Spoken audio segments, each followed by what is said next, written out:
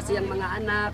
Sabi niya wala siyang mga anak, wala siyang malalapitan kasi ang pamangkin niya mahirap na mahirap rin. Ba't siya gumaganyan?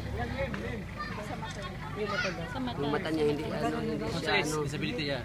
yung paningin niya.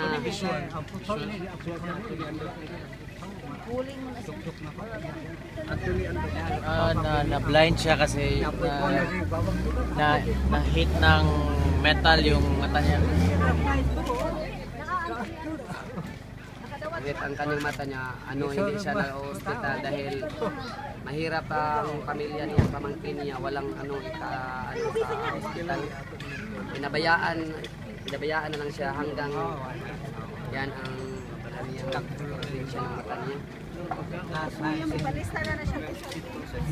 Okay, makakalimot magdasal, ha? Dasal sa Panginoon.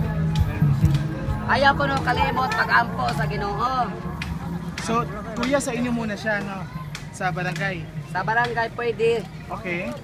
So may pwedeng mag-aaral na sa kanya ngayon? Mayroon siyang kamag-anak, pamangkin niya. Magdadala ng mga pagkain. Okay.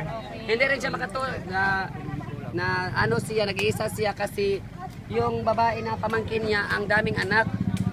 Kanya mas siya na mag-iisa na lang. Dito yung barangay. Aba 100 meters. 100 meters. Paglalakarin ba ito? Baka pwede nang isa kayo. Assist lang natin. Doon naman yun. Kuya, ano ang pangalan niya? Benjamin? Benjamin Ando. Okay, tayo. Salamat Sige. kuya. Salamat Pwede tatay. contact number sa